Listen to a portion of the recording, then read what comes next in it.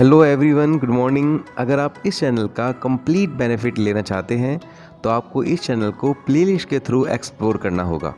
आप जैसे इस चैनल की प्लेलिस्ट को क्लिक करते हैं वैसे ही आपके सामने सारे टॉपिक्स की प्लेलिस्ट आ जाएंगी। मैंने यहाँ 10th, 11th, 12th क्लास के लिए फ़िज़िक्स लेक्चर और साथ ही बीएससी बीटेक के लिए भी physics lecture and free PDF notes with experiments यहाँ मैंने अपलोड किए हुए हैं। Hello students, good morning. कैसे हैं सब? तो आज की क्लास में हम बात करेंगे combination of cells in series and in parallel. तो सबसे पहले हम देखते हैं किसी इलेक्ट्रिक सर्किट में सेल का क्या काम होता है। तो जब भी हम किसी सेल को किसी सर्किट में कनेक्ट करते हैं तो वो सेल उस सर्किट में पोटेंशियल डिफरेंस क्रिएट करता है, जिसके कारण उस सर्किट में इलेक्ट्रिक करंट फ्लो होती है।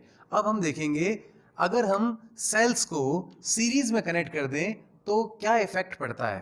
देखिए सीरीज में कैसे, ये एक सेल है और ये इसका पॉजिटिव टर्मिनल, ये इसका नेगेटिव टर्मिनल, और ये एक और सेल, इसका ये पॉजिटिव और ये नेगेटिव। इसका मतलब अगर एक सेल के नेगेटिव से दूसरे सेल का पॉजिटिव टर्मिनल जुड़ता है तो ऐसे कॉम्बिनेशन को हम कहते हैं सीरीज कॉम्बिनेशन।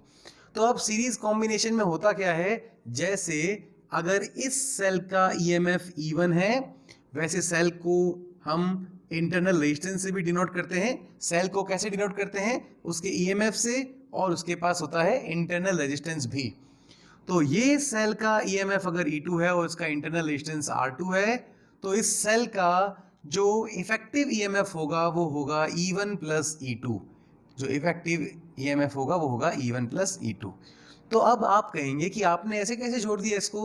आप कैसे कह सकते हैं अगर ये 2 वोल्ट है और ये 3 वोल्ट है तो आपका मतलब है ये 2 + 3 हो जाएगा 5। यस, 5 हो जाएगा।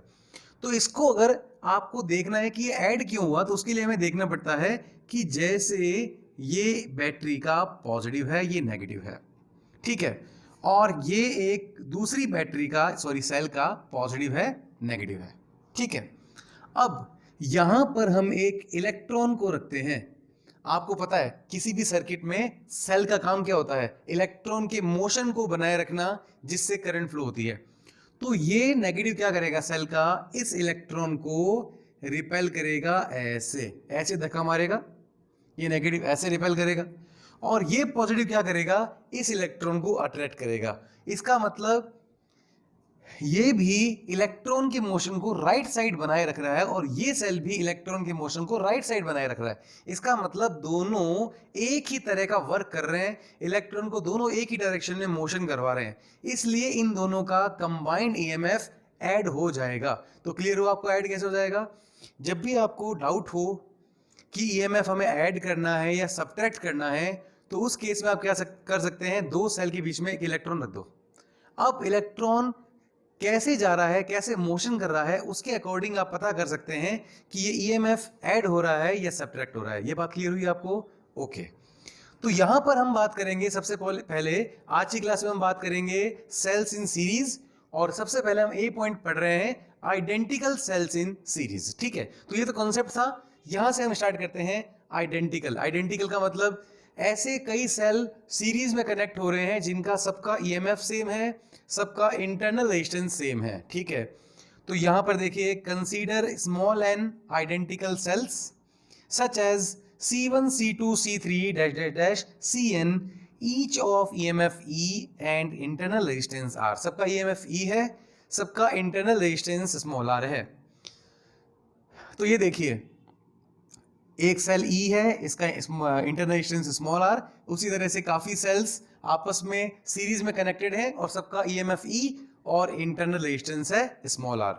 अब ये जो सर्किट का आपको दिख रहा है कैपिटल R, ये इस सर्किट का रेजिस्टेंस है। ये तो सेल की रेजिस्टेंस थे, ये सेल का इंटरनल रेजिस्टेंस है, ये सेल का इंटरनल रेजिस्टेंस है, लेकिन जिस सर्किट में सेल कनेक्टेड है उस सर्किट का जो रेजिस्टेंस है वो है कैपिटल R। तो यहां पर लिखा हुआ है connected in series to an external resistance capital R। External resistance capital R का मतलब होता है सर्किट का रेजिस्टेंस। ओके, तो यहां पर हम देखते हैं, ये देखिए अब प्लस माइनस के बाद देखिए ये प्लस ऐड हो रहा है, इसका मतलब इलेक्ट्रॉन को ये इस डायरेक्शन में मोशन करवाएगा, इलेक्ट्रॉन को इसका मतलब सभी ईएमएफ ऐड हो जाएंगे। तो ये देखिए E प्लस ई, अगर 2 सेल होते हैं तो हो जाता E प्लस ई 2E, 3 है तो 3E, और कितने सेल है N, तो नेट ईएमएफ या इफेक्टिव ईएमएफ हो जाएगा NE। कितना हो जाएगा NE, तो यहां पर लिखता हूं मैं, this is effective EMF of the combination of cells, identical cells connected in series is Ne। और ये देखिए R R R R, ये कितने R हैं, कितने इंटरनल रेजिस्टेंस हैं, ये N इंटरनल रेजिस्टेंस हैं, और सभी कैसे कनेक्टेड हैं, सभी सीरीज में कनेक्टेड हैं। तो हमें पता है कि जब रेजिस्टेंस सीरीज में कनेक्टेड होते हैं तो वो भी ऐड होते हैं, R plus R 2R, R plus R plus R 3R, और N कनेक्टेड है तो NR। ओके, तो यहां पर हमारा आ गया है सर्किट का एक्सटर्नल रेजिस्टेंस। तो यहां पर हम देखेंगे effective, okay, effective internal resistance कितना है, R इफेक्टिव हो जाएगा हमारे पास NR, this is effective internal resistance, and what is effective EMF which is equal to NE। तो ये क्लियर हुआ। उसके बाद हम बात करते हैं कि इसमें जो करंट फ्लो हो रही है I, पॉजिटिव टू नेगेटिव, इस करंट की वैल्यू क्या होगी, तो वो हम कहाँ लिखें, यहाँ लिख देता हूँ मैं अंदर, ठीक है। तो जो करंट होती है वो क्या होती है, V upon R, total potential difference upon में टोटल रेजिस्टेंस। तो टोटल पोटेंशियल डिफरेंस कितना है यहाँ पर, टोटल EMF कितना है NE, और टोटल रेजिस्टेंस कितना है, ये कितना NR, और ये कितना हो गया R। तो ये दोनों सीरीज में है तो ऐड हो जाएंगे NR plus R। This is the value of current flowing through the circuit when n identical cells are connected in series। तो बात करते हैं स्पेशल केसेस की। सबसे पहला पॉइंट है, if capital R is greater then n small r।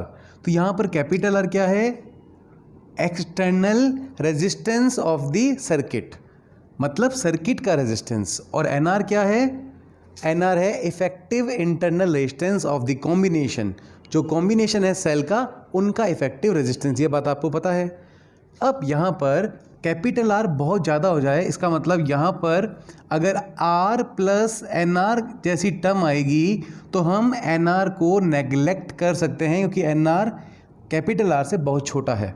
तो यहाँ पर हम लिख देंगे capital R nearly equal to capital R, because NR is very small in compare to external resistance capital R। तो हमारे पास करंट की इक्वेशन क्या थी, NE upon NR plus capital R। तो यहाँ पर हम NR को नेग्लेक्ट कर देते हैं इस स्पेशल केस के लिए, तो यहाँ पर हमारे पास आ जाएगा NE बाय R। तो यहाँ पर हम लिख सकते हैं NE बाय R। ओके, अब इसी केस के लिए अगर हम सिंगल सेल के लिए करंट को देखें तो क्या होगा, ये एक सेल है, सिंगल सेल, इसका इंटरनल रेजिस्टेंस है स्मॉल r और सर्किट का खुद का रेजिस्टेंस है कैपिटल R। तो इस समय करंट क्या होगी, पॉजिटिव से नेगेटिव, और करंट की वैल्यू होती है EMF अपॉन में रेजिस्टेंस। रेजिस्टेंस कितना होगा, R प्लस स्मॉल r। यहाँ पर स्मॉल r आपको पता है नेग्लिजिबल है in comparison to capital R। तो यहाँ पर हम इस बार फिर से स्मॉल r को नेग्लेक्ट कर देंगे तो आ जाएगा E बाय R। तो सिंगल सेल के कारण जो करंट है वो कितनी है, E by R। Single cell के कारण जो करंट है वो E बाय R है। ओके, तो यहाँ पर हम कह सकते हैं if external resistance is greater than the effective internal resistance then total current is equal to n times then current due to single cell. E by R is the current due to single cell. तो यहाँ पर आपको ये बात ध्यान रखनी है कि हमारा अगर एक्सटर्नल रेजिस्टेंस ज़्यादा है, ठीक है, combination of internal resistance of cell से, तो उस केस में जो करंट फ्लो होती है वो n टाइम्स फ्लो होती है सिंगल सेल के n टाइम्स फ्लो होती है वो। क्लियर हुआ आपको इतना? ओके, अब बात करते हैं कि अगर हमारा एक्सटर्नल रेजिस्टेंस छोटा हो और कॉम्बिनेशन ऑफ इंटरनल रेजिस्टेंस बड़ा हो, ऐसे, ठीक है, if external resistance is less than combination of internal resistance, इस केस में क्या होगा? तो इस केस में फिर से हम करंट की वैल्यू लिखेंगे। करंट की वैल्यू क्या होती है, EMF NE, यहाँ पर लिखेंगे NE upon NR plus capital R। इस बार क्या है, इस बार ये बड़ा है, तो कौन नेगलेक्ट होगा, ये R नेगलेक्ट होगा। तो यहाँ पे लिख देंगे NE बाय NR। हमने इस बार क्या नेगलेक्ट कर दिया, R, क्योंकि R इस बार छोटा है। तो यहाँ पर क्या आ जाएगा, E by small r।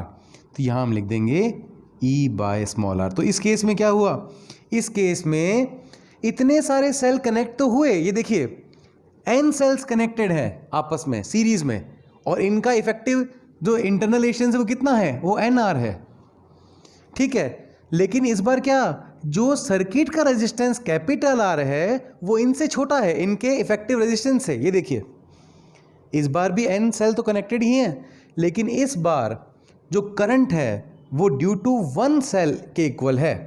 Current एक सेल की करंट कितनी थी, I equal to E by R, और इसमें कॉम्बिनेशन है, फिर भी जो करंट है वो एक सेल के इक्वल है। इसका मतलब इस केस में हमने इतने सारे सेल जो कनेक्ट किए, n सेल कनेक्ट किए, उनका कोई यूज़ नहीं हुआ, उनका कोई हमें एडवांटेज नहीं हुआ, कोई फ़ायदा नहीं हुआ उनका। क्लियर हुई आपको बात। इसका मतलब अगर सेल का इंटरनल रेजिस्टेंस का कॉम्बिनेशन एक्सटर्नल रेजिस्टेंस से कभी भी छोटा बड़ा नहीं होना चाहिए। फिर से सुनिए, मैं आपको कह रहा हूँ कि सेल का इंटरनल रेजिस्टेंस का कॉम्बिनेशन जो होता है उसकी वैल्यू एक्सटर्नल रेजिस्टेंस से ज़्यादा नहीं होनी चाहिए। अगर ज़्यादा होगी तो हमें n सेल कनेक्ट करने का कोई फ़ायदा नहीं होगा, क्योंकि हमने कनेक्ट तो n सेल किए हैं, फिर भी हमें करंट तो एक सेल के बराबर मिल रही है। और इसमें देखिए हमने n सेल कनेक्ट किए हैं तो हमें करंट भी n सेल के इक्वल मिल रही है। तो ये क्लियर हुआ आपको।